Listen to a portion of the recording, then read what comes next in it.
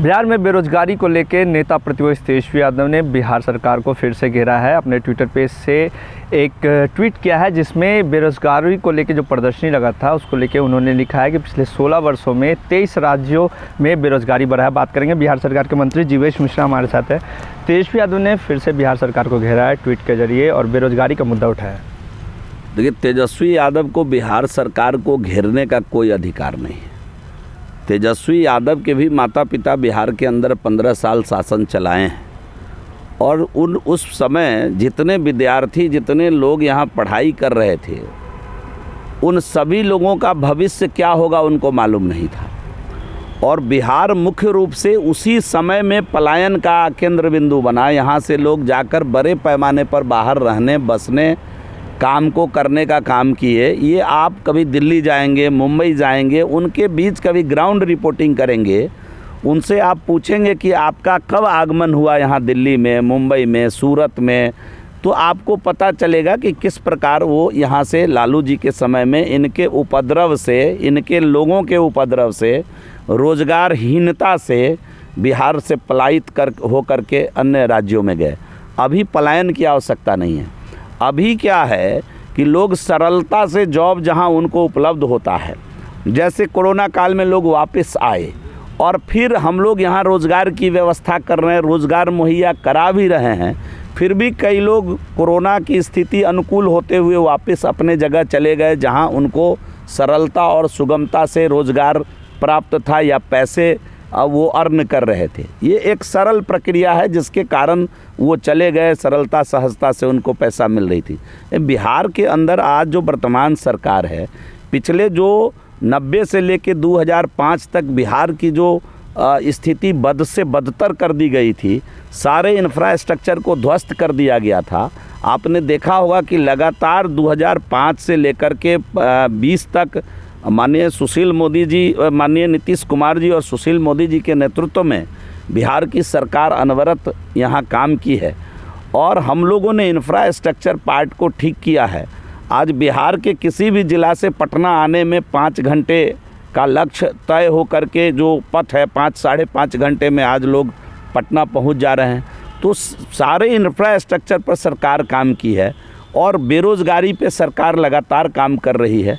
अभी आपने देखा होगा कि पिछले 2 वर्षों में EPFO इंडेक्स पर इतनी कोरोना और इतने महामारी के बावजूद पिछले 2 साल में बिहार के अंदर 2,58,000 लोगों को प्राइवेट सेक्टर के अंदर रोज़गार मिला है। केवल 1 वर्ष में 1 लाख से अधिक लोग रोज़गार को हासिल किए हैं। कुछ लोगों का रोज़गार अगर गया भी होगा तो बड़ी संख्या में लोग डोर डिलीवरी और अन्य जो व्यवस्था खड़ा हुआ है कोरोना से, उसके कारण रोज़गार को प्राप्त किए हैं। और कहीं न कहीं सरकारी क्षेत्र में भी इस समय केवल 1 साल के अंदर सरकार आज 2 लाख से अधिक नौकरी लेकर के खड़ी है। आज टीचर के बहाली में 1.25 लाख लोगों को अवसर मिलने वाला है। मेडिकल क्षेत्र में 33,000 मेडिकल्स स्टाफ को वैकेंसी के माध्यम से उनको अवसर मिलने वाला है। डॉक्टर की बहाली हो रही है, प्रोफेसर की बहाली हो रही है। अन्य क्षेत्रों में अगर आप देखें छोटे मोटे रोज़गार, हमारे ITI के अंदर ITI इंस्ट्रक्टर की बहाली होने जा रही है।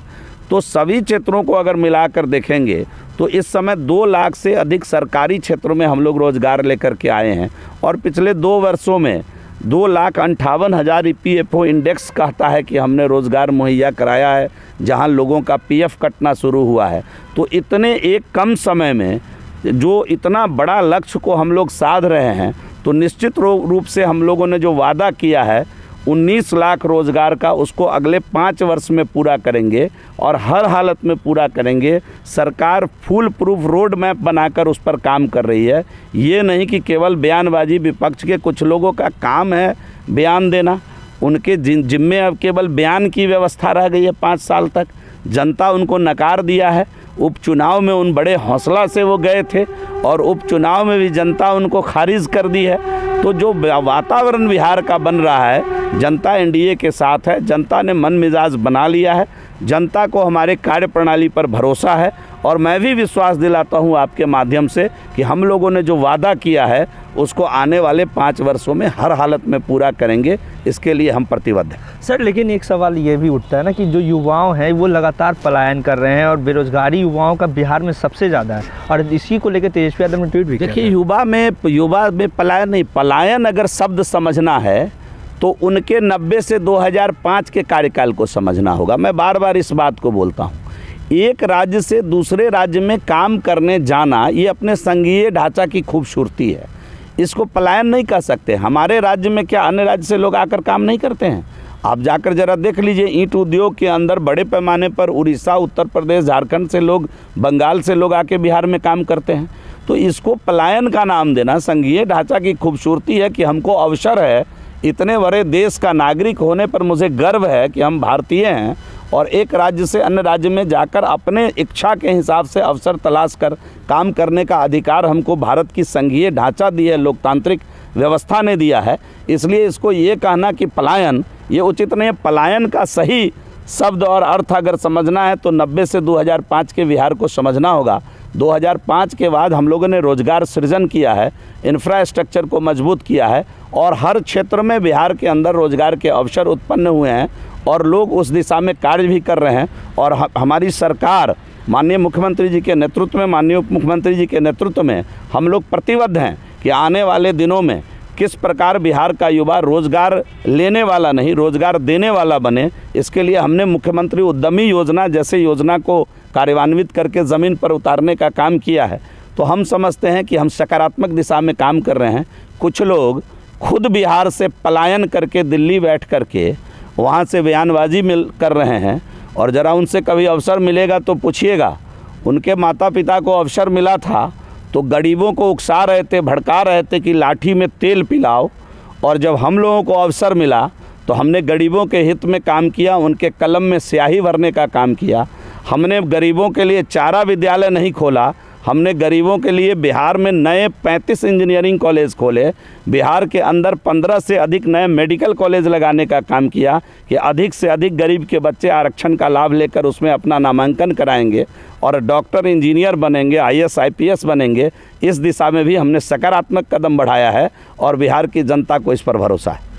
तो ये थे मंत्री जीवेश मिश्रा, जिन्होंने तेजस्वी यादव के ट्वीट का जवाब भी दिया और कहा कि आने वाले समय में बिहार में बड़ा रोजगार मिलने वाला है। बाकी तमाम खबरों के लिए देखते रहें लाइव बिहार। अभी के लिए इतना ही, नमस्कार। लाइव बिहार YouTube पर सब्सक्राइब और Facebook पर लाइक ज़रूर करें।